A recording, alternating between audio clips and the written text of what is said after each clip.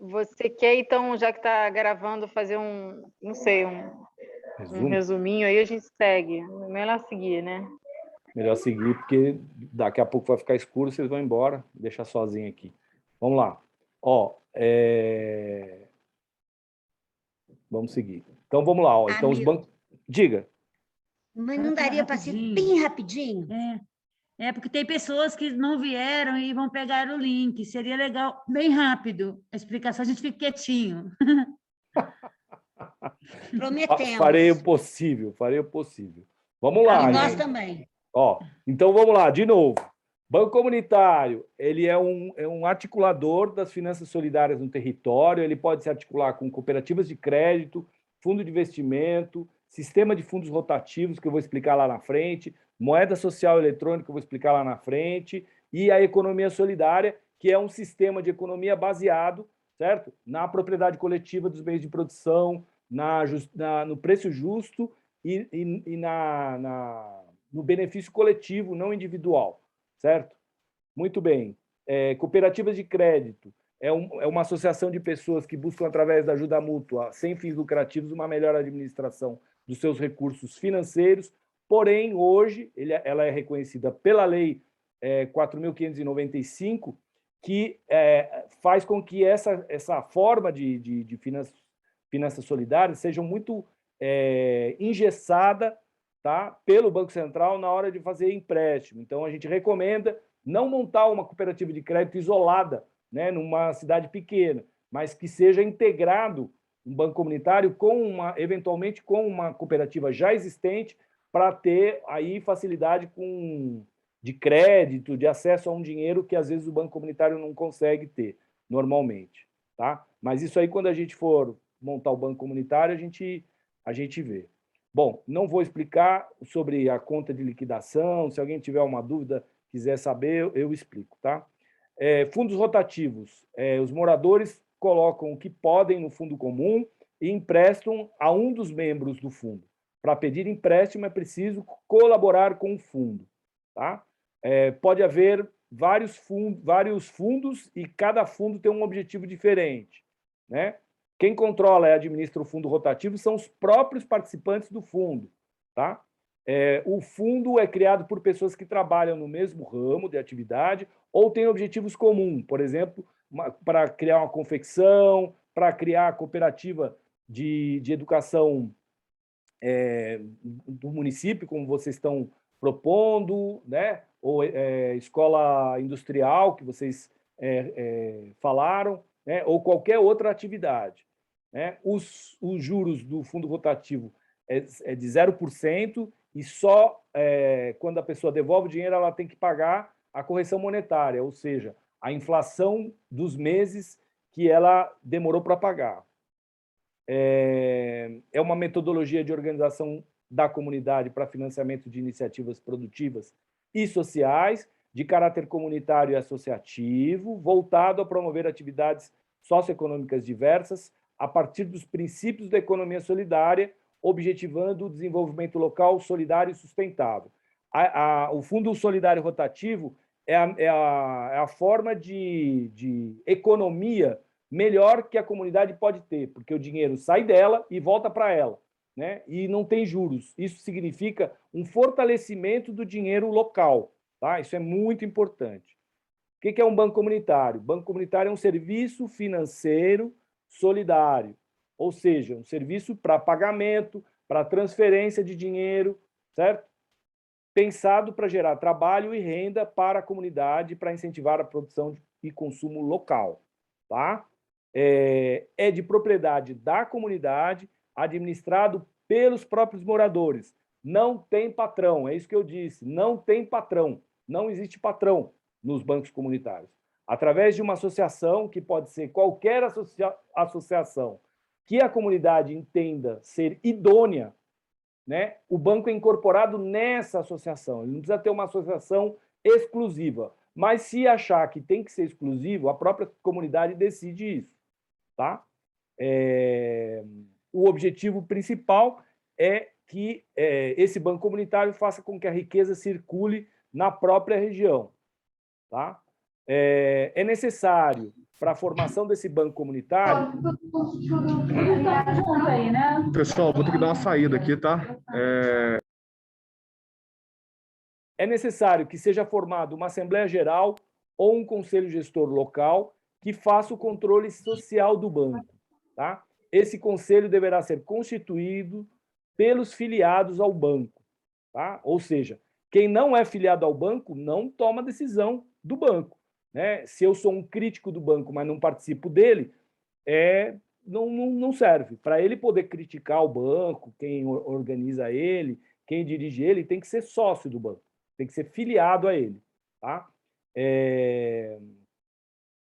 Então, quem participa dele, esse conselho, essa assembleia,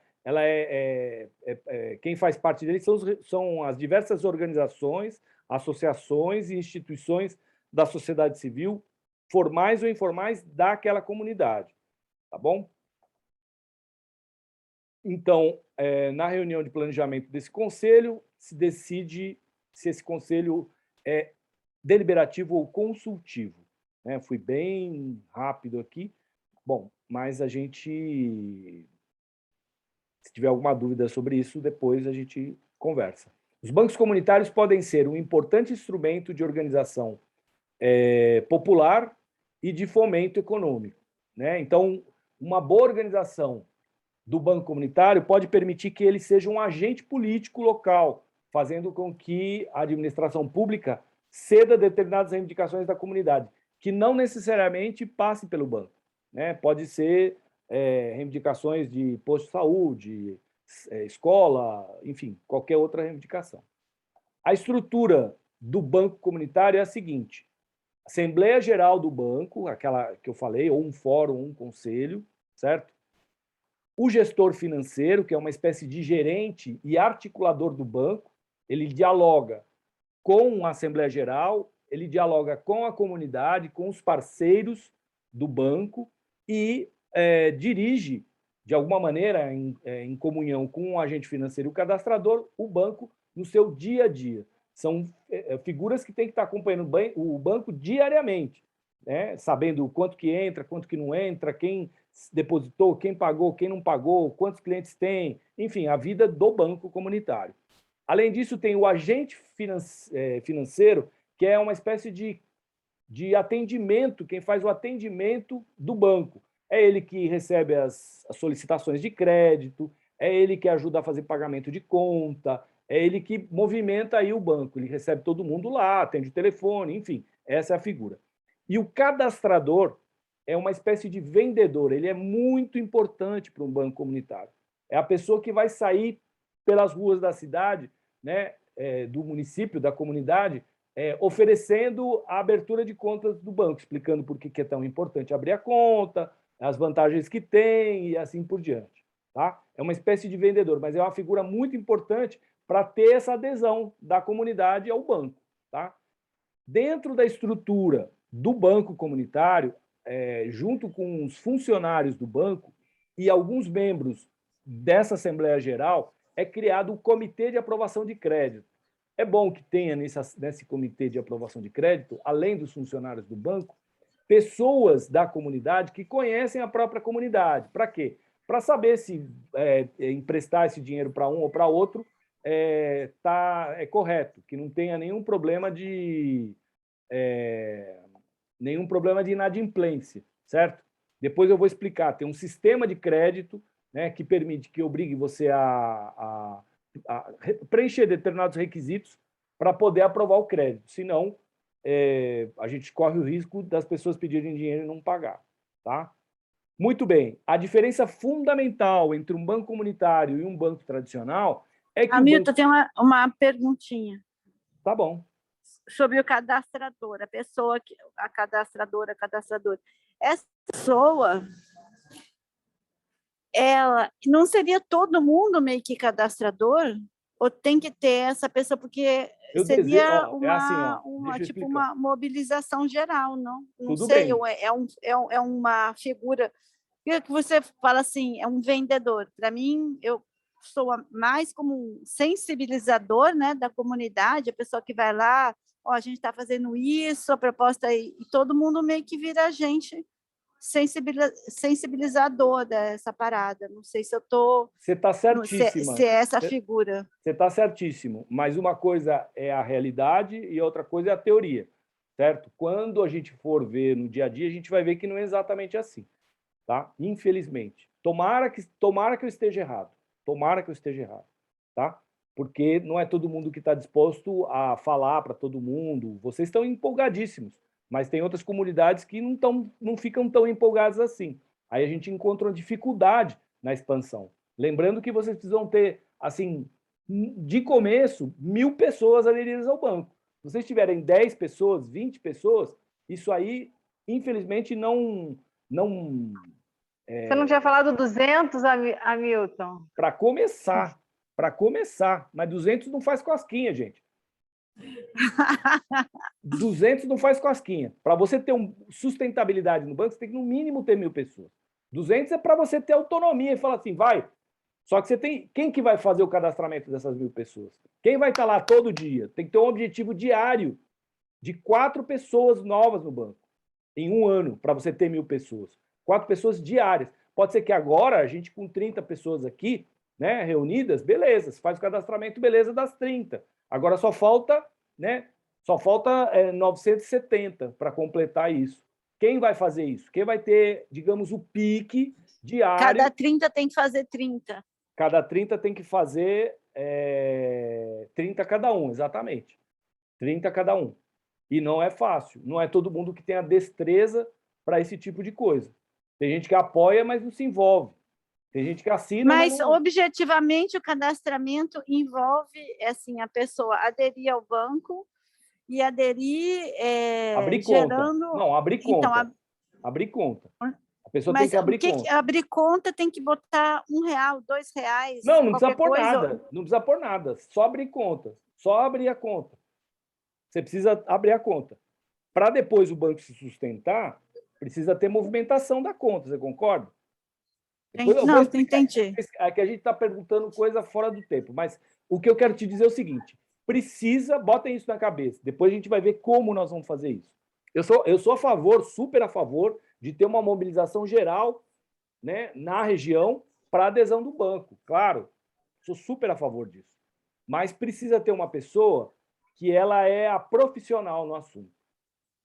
A gente, em outros lugares, pra vocês terem uma ideia, isso é experiência, gente. Eu, né, não posso falar outra coisa. Tem que falar a partir da experiência real. A gente oferece uma comissão para a pessoa para abrir conta. Ela vai atrás dos caras. Ela vai atrás de quem ela quer e de quem ela não quer, certo? Para abrir conta. Por quê? Por causa da grana. Ô, Hamilton, a Luciene está perguntando se é obrigatório ter 1.000 pessoas. É que você tinha falado que poderia começar com 200. Não, gente, não é obrigado a nada. Não é obrigado a nada. Eu vou mostrar isso para vocês. Não é obrigado a nada, nem a abrir banco. Não é obrigado. Ninguém é obrigado a nada. O problema que eu estou falando é financeiro, é grana. Vocês querem montar uma fábrica. Se monta com o quê? Com grana. Se não tiver gente mobilizando o banco, não tem grana. Eu estou falando para ter fábrica, eu estou falando para ter dinheiro no banco, não estou falando por uma questão de obrigação. Se quiser, eu peço para o Joaquim Melo abrir o banco amanhã. Amanhã abre conta, vocês têm um banco constituído aí. Mas como é que opera isso? Eu estou dando uma linha, assim, o caminho das pedras para vocês. Qual é o caminho das pedras? Primeiro, constitui lá uma organização. Depois, tem que ter uma filiação mínima de 200 pessoas e 15 comércios aderidos. Por que 15? Pode ser 16? Pode ser 20, pode ser 14, pode ser 10. O importante é que essas 200 pessoas, mais esses 15 comércios, realizem atividade econômica com a moeda social. Não adianta ter a conta aberta e usar o Banco Itaú, que é o que normalmente acontece, certo? Então, precisa realizar essa atividade. Fez esse primeiro passo, vocês vão ter uma autonomia como banco. Depois eu vou explicar isso. Vocês precisam ter autonomia como banco, aprender como funciona. Por isso, o cadastrador ele tem que saber cadastrar. Né? Todo mundo vai lá fazer a propaganda a favor do banco, tarará, tarará, aí a pessoa assim, eu quero abrir a conta. Quem abre a conta? Quem controla isso? Tem que ter uma pessoa que controle isso. Certo? Uma pessoa que se responsabilize por isso. Tá? Que é um negócio sério. Não só para quem abre a conta, como para quem registra. né? Tem que ter os dados têm que ser protegidos, né? Nós estamos trabalhando com as pessoas não estão dispostas a dar o seu CPF, o seu RG para todo mundo, né? Então tem que ter uma... E se eu entendi bem, essa pessoa vira uma funcionária do banco. Exatamente. Se o banco, aos poucos, tendo lucro, essa pessoa vai começando a receber também, né? Exatamente. Mas é muito, assim, tem os seus prós e seus contras, gente. Né? Nós estamos falando, nós vamos encontrar dificuldade no meio do caminho. Não é que eu seja pessimista, eu sou um otimista com experiência, tá? Nós temos que ver como que nós vamos fazer esse embate no dia a dia com as pessoas, tá? Tem que querer construir uma confiança e tal, mas nós vamos chegar lá. Só anotem aí, por favor, que precisa de um cadastrador, tá? Pode ter 10 cadastradores? Melhor. Tem lugares assim, não sei se é Campinas, acho que Campinas ou Piracicaba, você tem 2 pessoas que cadastram. Mas não é por um número de cadastradores que você vai resolver o problema, você precisa ter filiado. E aí alguém tem que se dedicar tempo integral a fazer essa filiação, senão você, no final de um ano, você não consegue esse objetivo. E nós queremos isso rápido, né? Nós temos pressa para ter esse banco comunitário. Então, precisa ter uma organização e uma constância nisso daí. Nós vamos pensar nisso ainda. Estou só avisando, estou só falando. Tá? Não é contraditório com o que vocês estão falando, ao contrário, é uma forma efetiva de concretizar isso que vocês estão falando. Tá? Não estou desmontando o castelo de vocês. Tá?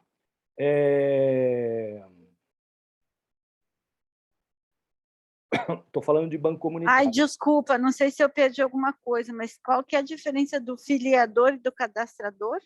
Não, é a mesma. O cadastrador é o cara que filia ao banco. É a mesma figura. A gente usa esse nome, cadastrador. A pessoa que faz o cadastro da conta da pessoa. Tem que entrar dentro de um sistema. O banco comunitário, se ele estiver ligado à moeda social, você tem que abrir a conta dentro de um aplicativo. Você coloca os dados dela, o RG, o CPF, faz o scanner do RG da pessoa, tira uma selfie da pessoa. Enfim, tem todo um processo, certo? Para cadastrar. Empresa, por exemplo, um comércio ou um CNPJ é um pouco diferente do CPF, então tem que ter... Todo mundo tem que fazer a propaganda, mas na hora de abrir a conta, alguém tem que ser responsável por isso, que é o que a gente chama de cadastrador. Tá? Tem que canalizar nessa pessoa. Pode ter mais de um? Pode. Não tem problema. Você pode decidir que tem 3 ou 4 pessoas que vão fazer isso, elas vão centralizar a atividade que os demais vão fazer aí ao redor da comunidade. Tudo bem? Vocês entendem isso, que é uma coisa correta, ter uma certa centralidade, um controle, até para ver o que não tenha nenhum problema?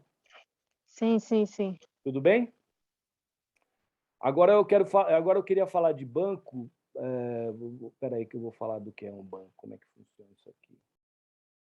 Deixa eu ver. Bom, vamos lá. Acho que é isso aqui, depois eu volto. Para construir um banco, né?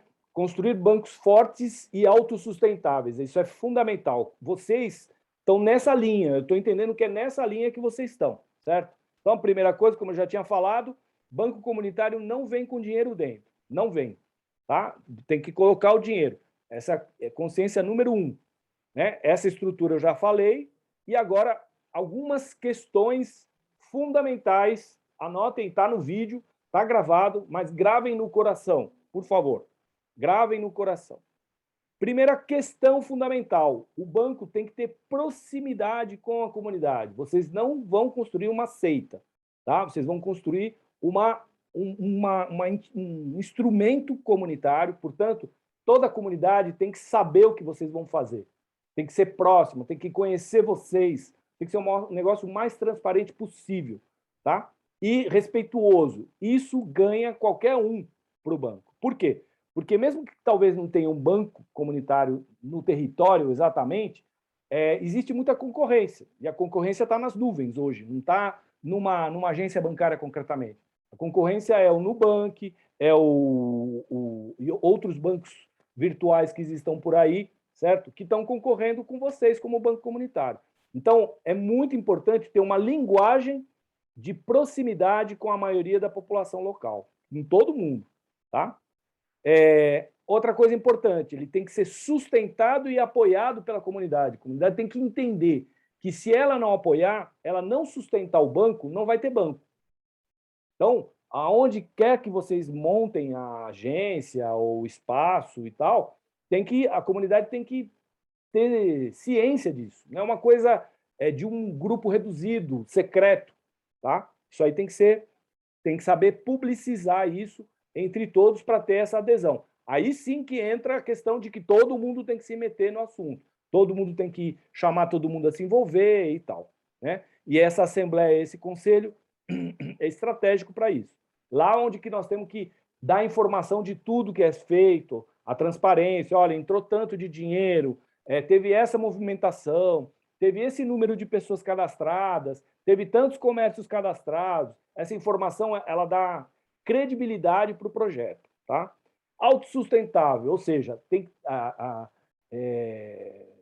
vocês, do começo, no meio e no fim, para vocês não perderem o controle do banco, esse banco tem que ser autossustentado por vocês.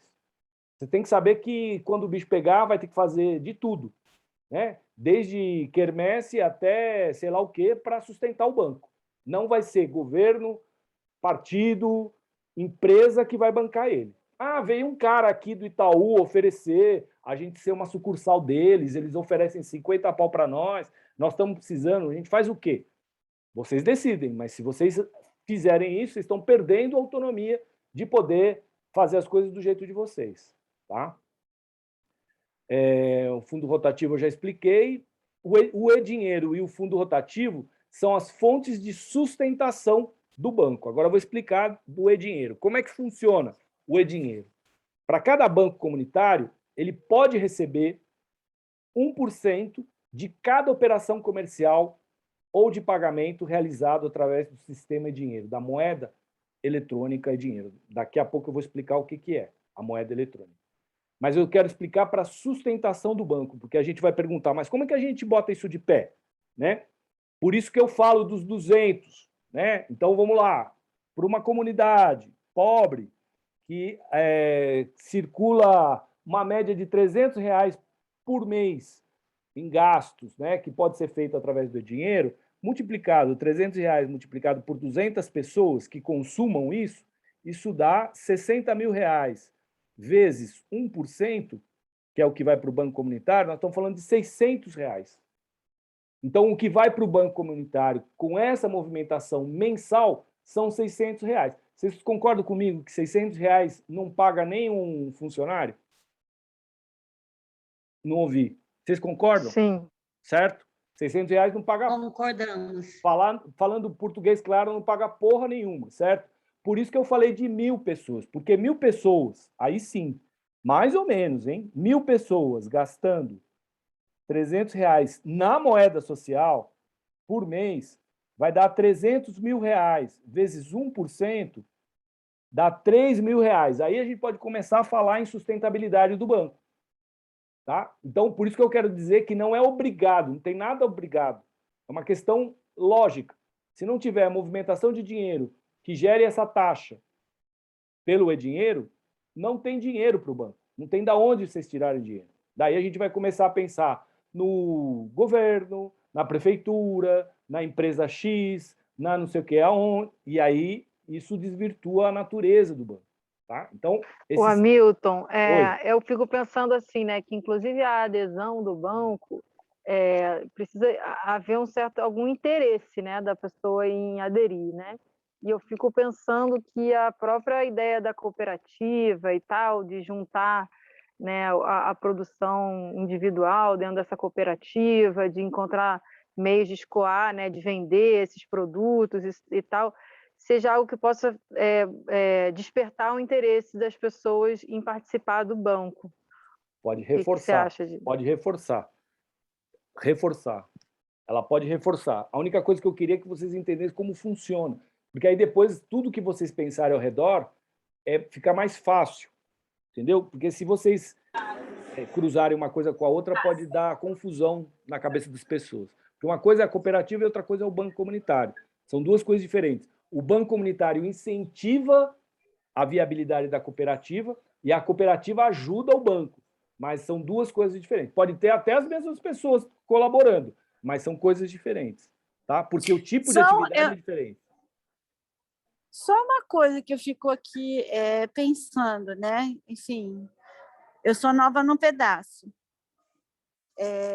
mas eu fico pensando que, assim, 1.000 pessoas para a realidade rural que a gente vive é gente para caraca, não é pouca gente, é muita gente. Essas experiências de bancos comunitários que você está falando é também de área rural, de baixa densidade demográfica, ou só em bairros de grandes cidades ou qualquer coisa assim? Porque 1.000 pessoas é bastante gente. Então, para você ter uma ideia, tem bancos comunitários em comunidades quilombolas e ribeirinhas. Eu entendo que essas comunidades não sejam muito grandes, mas nós temos que pensar, eu não sei, aí precisa do mapeamento de vocês, eu não sei quantas pessoas tem aí ao redor. Não sei, não conheço. Aí quem tem que dizer é vocês. Mas nós temos que pensar, eu tô tentando explicar a necessidade de manutenção do banco, para o banco funcionar, para ele ter um computador, para ele ter uma pessoa que fique lá segurando a onda, como expliquei, o cadastrador ou o agente financeiro, né? Não sei nem se dá para ter as três figuras remuneradas com essa grana, mas é o mínimo. Ou então tem que aumentar o que a gente chama em marketing de ticket médio, né? Em vez de gastar 300 por mês, precisa gastar 500. E aí você tem menos pessoas. Mas se não tiver circulação de moeda local, você não tem volume de taxa suficiente para poder sustentar o banco. Sem contar a necessidade de crédito, que são os fundos rotativos, né? Que é um outro assunto que precisa ser levantado. Mas eu não sei o mapa, e vocês têm que me dizer aqui se tem 1.000 pessoas nas comunidades, né? Porque eu entendo que é mais de uma.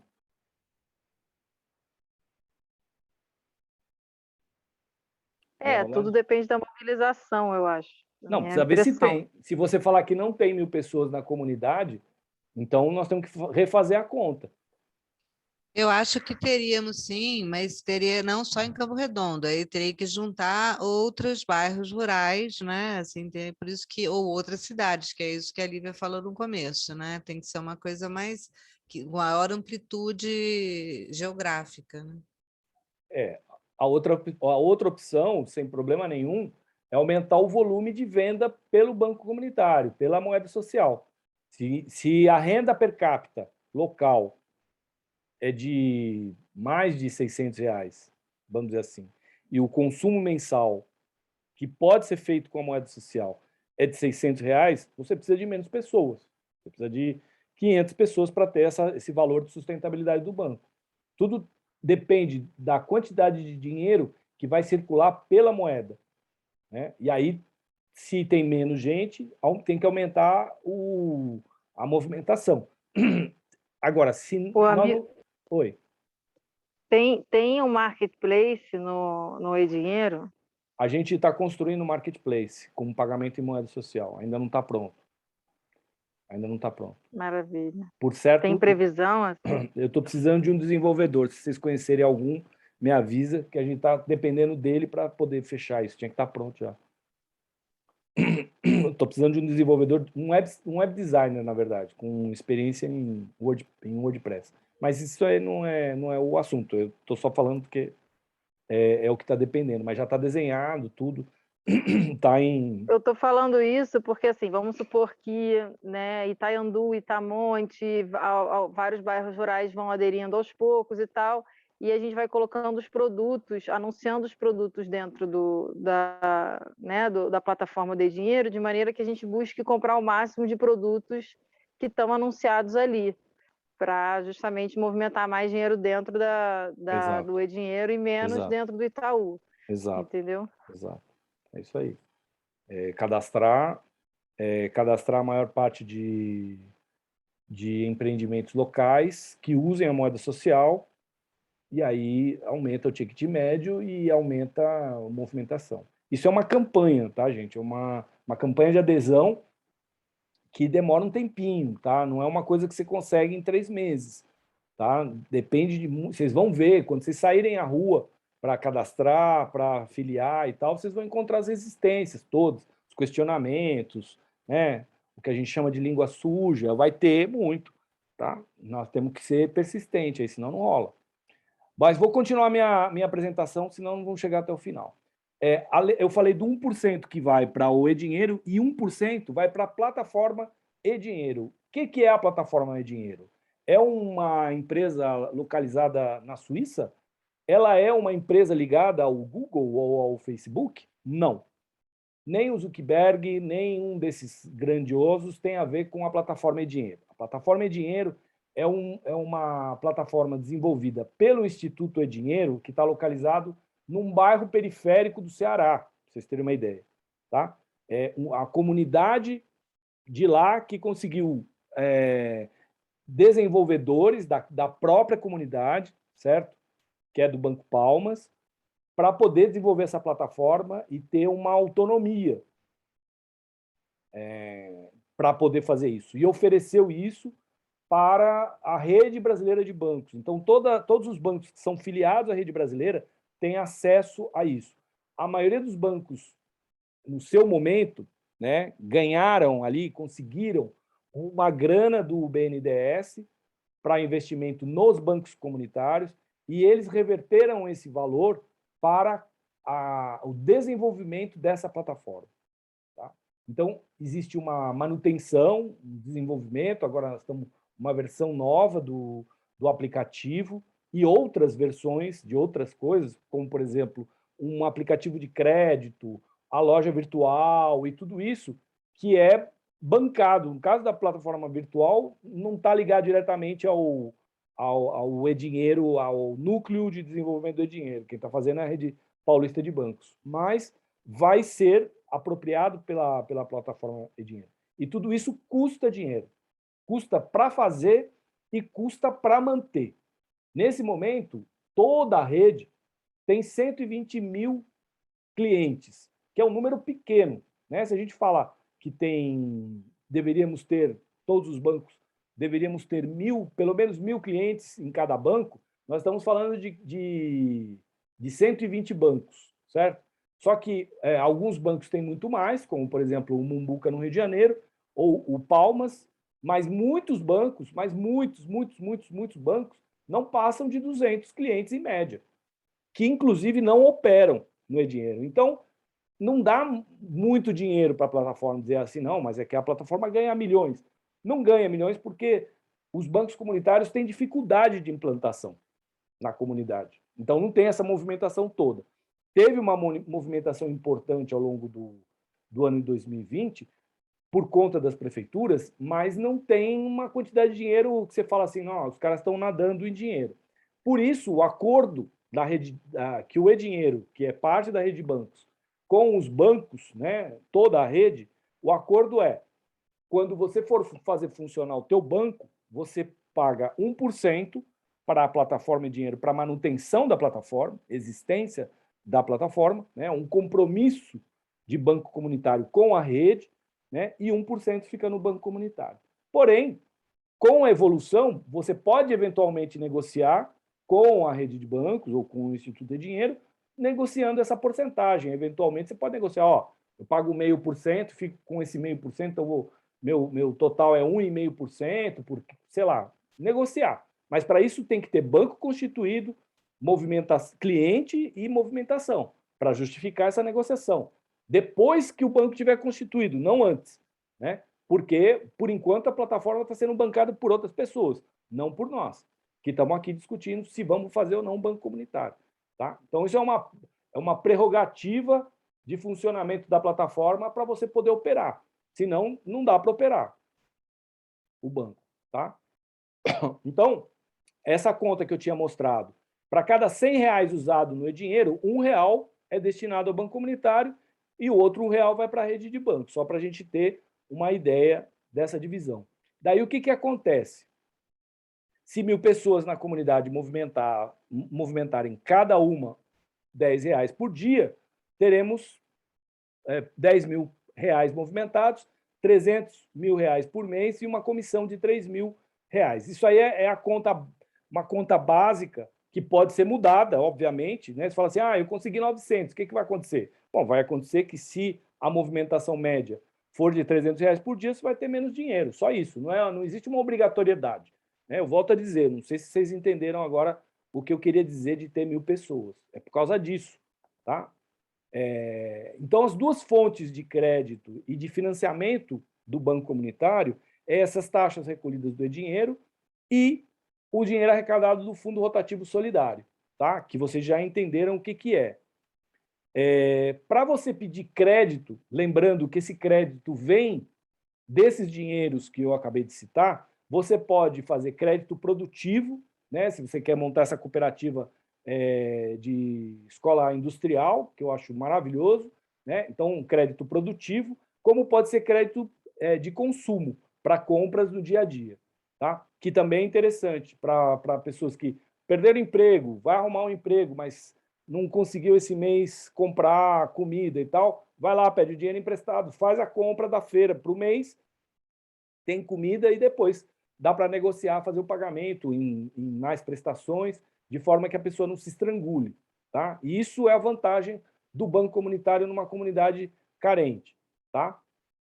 A gente sempre fala, isso é muito importante, gente, parece secundário, mas não é. Porque está todo mundo afoito querendo montar banco comunitário, né? A gente diz que tem que ir devagarzinho.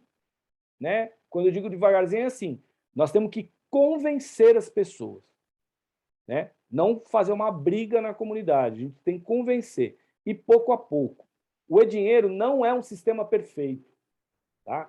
Ele não é o Banco Itaú, ele não é o Nubank. O Nubank é uma puta empresa, certo? Que tem muito capital investido lá, capital investido em desenvolvimento, em designer, em capital, certo? Por isso que pode oferecer tudo de graça, porque o interesse deles é outra coisa, é carteira de clientes, eles vendem carteira de clientes, eles vendem dados, os teus dados, certo? Por isso que pagar boleto lá é de graça. Só que você já vendeu a mãe. Nossa, eu não sabia disso. Pois é, você já vendeu a mãe quando você fez isso. E o Nubank está todo mundo abrindo o Nubank, porque né, não tem taxa e tal, enfim. Pois eu estava entender qual era a questão do Nubank. Só acende aí para mim. Exatamente. Então, porque às vezes a gente acha que eles estão fazendo a revolução. Na verdade, eles estão fazendo a contra-revolução, tá, gente? Eles estão acumulando mais capital com uma outra faceta, que é uma faceta mais moderna. Né? Nem vou falar do WhatsApp, que está agora lançando aí, né, toda uma forma de pagamento muito fácil.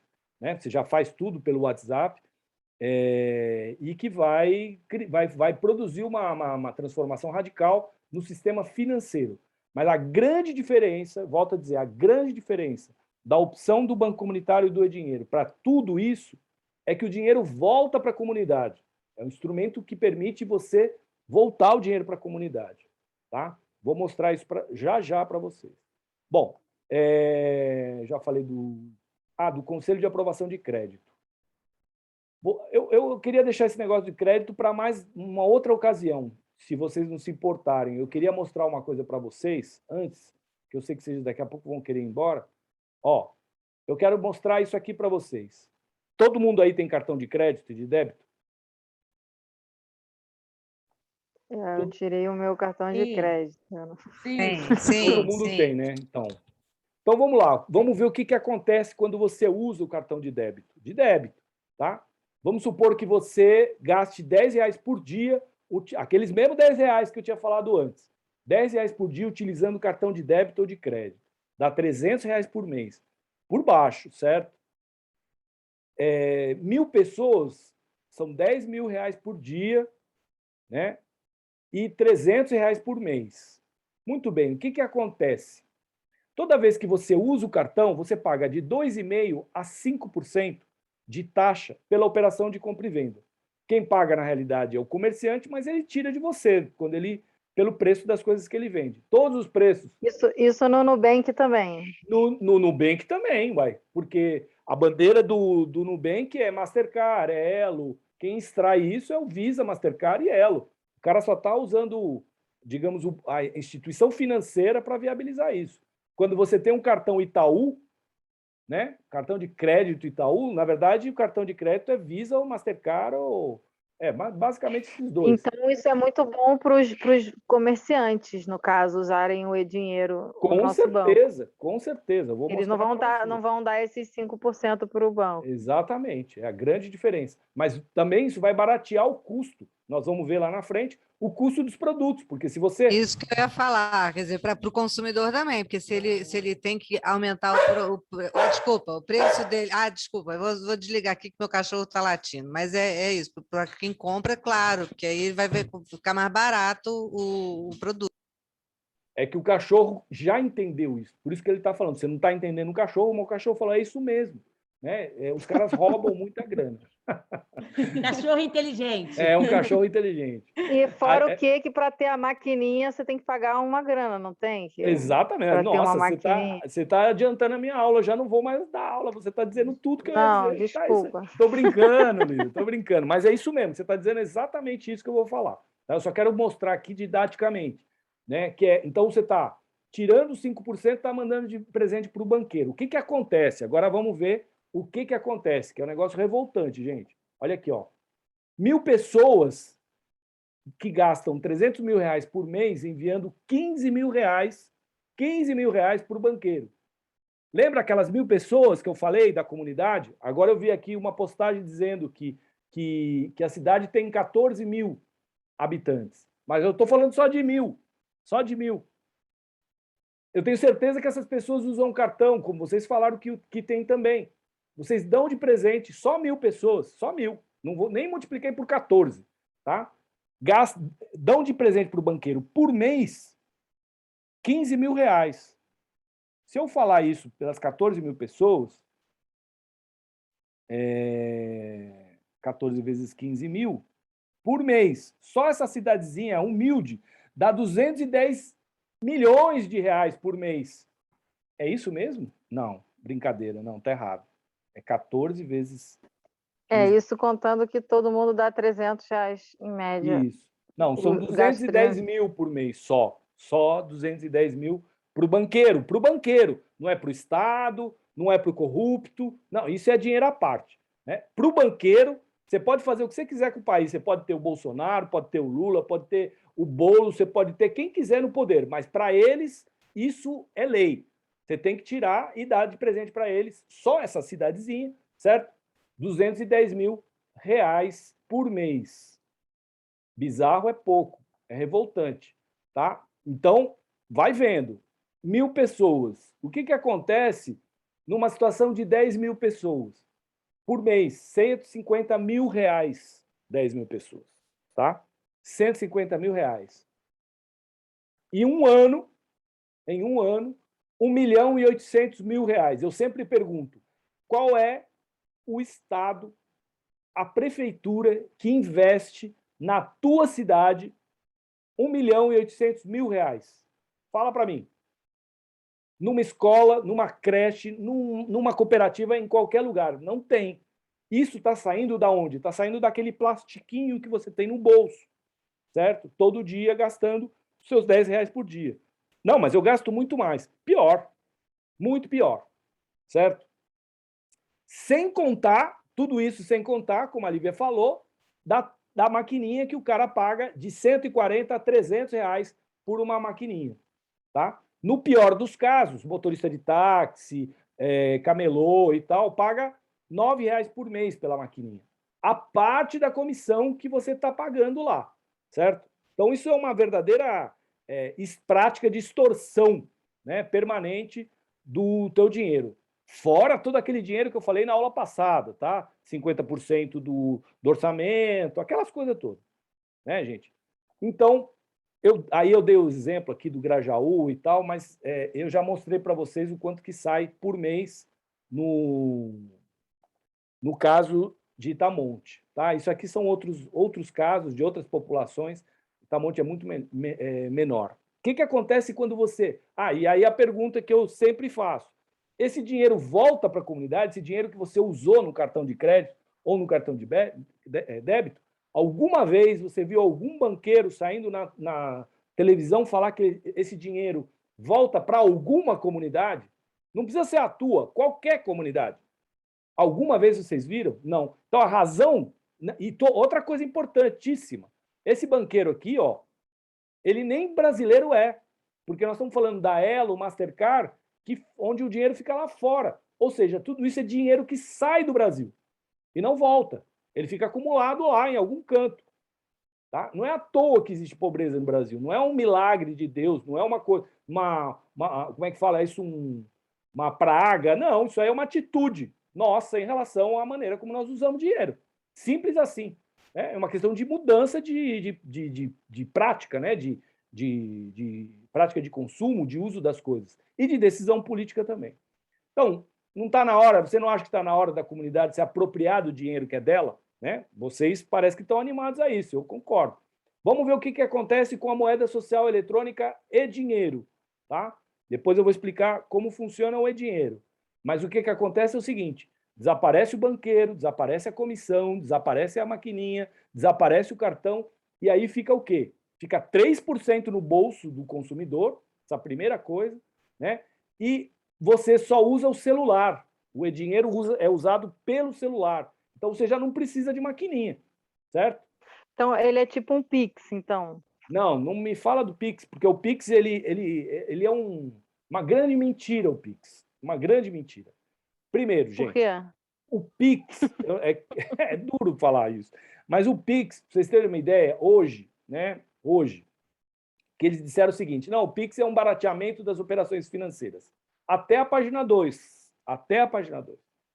Já está em vigor que as empresas, entre elas, quando fazem transferência de dinheiro via Pix, pagam já uma comissão, às vezes de 1%, de 1,5%, de 2%, por transferência. Ou seja, é o mesmo, se não é o mesmo, pelo menos o valor do TED que tinham. Claro, uma empresa que faz uma transferência de R$35 mil, 1% é dinheiro para cacete, certo?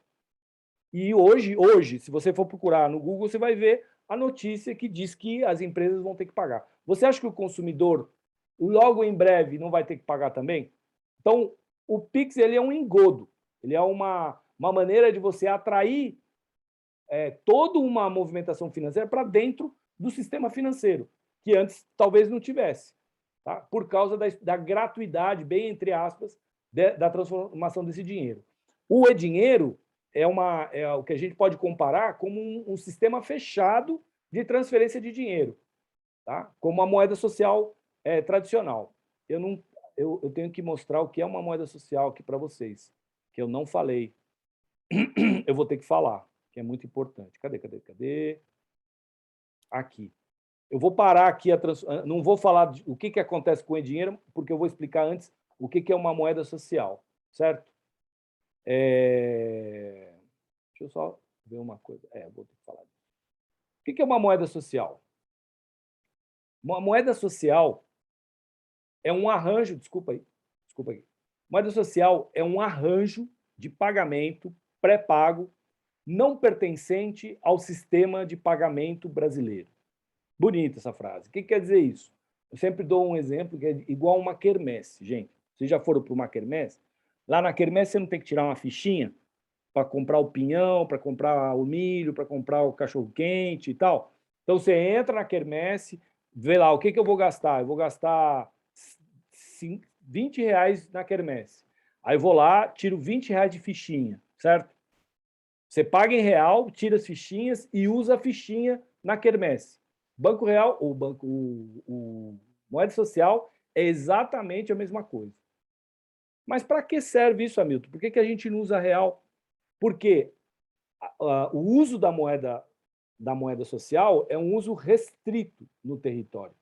Essa é a grande sacada do negócio. É de uso restrito. Quando você tem esse uso restrito, você permite que a atividade econômica e a comercialização fique lá. Então, quanto mais essa fichinha circula na comunidade, mais atividade econômica você tem naquela comunidade. Aí você pode montar novos negócios. Então, quanto mais as pessoas falam assim, pô, tá certo, eu vou usar mais essa fichinha, mais essa moeda social, Por quê? Porque isso gera trabalho, gera renda e assim por diante. Ah, Milton, mas isso na teoria é muito bonito. Você tem algum caso que isso se deu? Tem vários casos. Tem o caso de Maricá, que é um grande caso, mas tem um caso no banco onde eu trabalhei, que tinha um açougueiro que, durante o período de uso da moeda social, com a concorrência, que era um grande supermercado do lado dele, mas do lado, ele teve um crescimento de 30% da atividade econômica dele. Ou seja, ele ganhou grana. Por quê? Porque ele criou uma coisa chamada fidelização. Com essa moeda social, ele aumentou a fidelização. Então, muita gente que precisava comer, precisava comprar carne, eles chamam de mistura, né?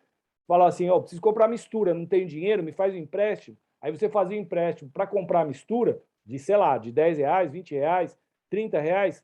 Aonde que essa pessoa ia comprar carne? No açougue do Silvestre. Claro, quanto mais gente ia lá no banco pedir empréstimo para comprar mistura, certo? Que é uma coisa básica, eles tinham um lugar para ir, que era o açougue do bairro. E o supermercado não tinha essa opção, o grande supermercado. Então, ele aumentou a clientela dele, certo? Com uma fidelização. Isso pode servir para qualquer empreendimento local. Se vocês fizerem um estudo rápido, claro, é uma cidade muito pequena, mas fizeram um estudo rápido de que necessidades vocês têm e abrirem, em vez de o cara ir lá fora comprar, e isso acontece em muitas cidades, em muitas, né? Em vez da pessoa ir comprar lá fora, em outro município, em outro lugar, ele compra aqui, localmente, e usa a moeda social. Isso impacta diretamente na geração de novos postos de trabalho, porque você tem uma maneira de planejamento da tua atividade econômica muito melhor do que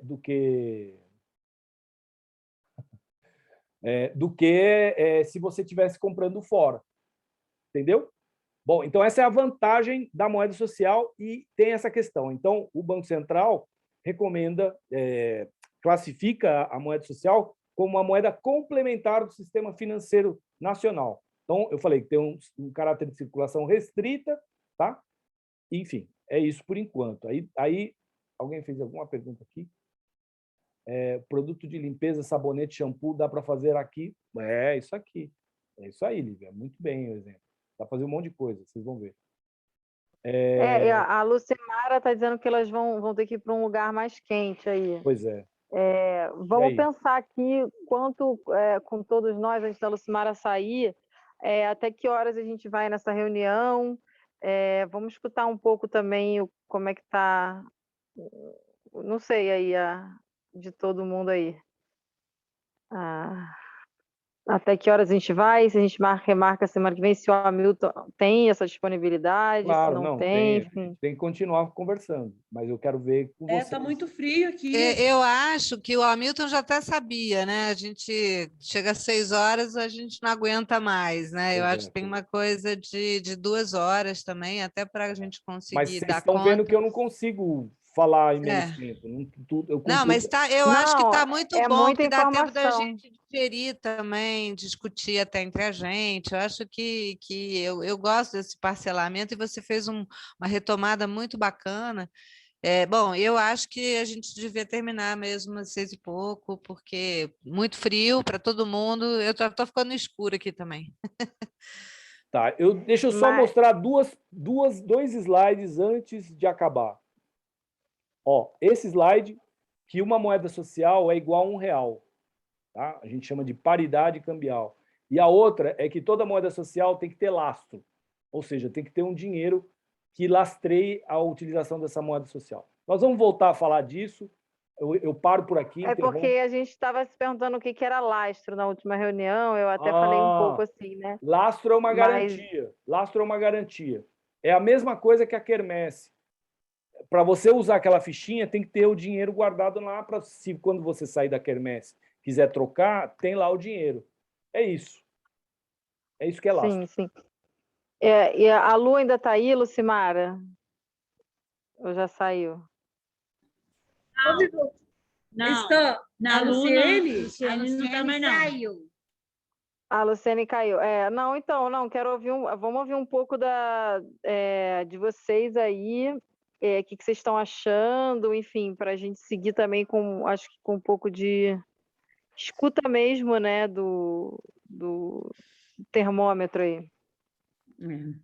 Termômetro que você está Neuma. falando é o termômetro do ânimo ou o termômetro Isso, clima? isso. Do Termômetro ânimo, do não, ânimo. do ânimo. Do ânimo. No ânimo, nós estamos aqui, deu uma diminuída, nós estamos aqui só de 3, eu, Rita e Lucimara, mas a Luciene acessou em casa, a Valdirene acessou em casa, a Nelma acessou em casa, e teve outras pessoas que estávamos na outra vez, não está hoje, e eu vou voltar a falar, que eu falei que eu não ia falar, mas já que você falou para falar, o nosso maior desafio, o Hamilton já também mencionou, será o nosso convencimento, nossa ação aqui dentro da nossa comunidade e ao redor. Nós temos que ter a sensibilidade, que eu usei aquele dia a palavra, para tocarmos o coração. Eu gostei quando o Hamilton disse, guarda no coração. Nós temos que tocar o coração e nós temos que mostrar esse valor e essa parte que o Hamilton falou aí, dessa porcentagem, tudo é muito interessante para nós que vamos trabalhar no convencimento. A diminuição de pessoas aqui hoje já mostrou que nós precisamos, até o próprio grupo, estar trabalhando em cima dele. Está muito frio também. Aí é isso, mas eu estou animada ainda. Eu gosto de desafio e não vai ser por isso que a gente... Estamos animadas ainda. As 3. As 3 aqui. Então, é isso, Olívia. É um desafio que vai valer a pena nós tentarmos. E o que o Hamilton disse é uma tentativa.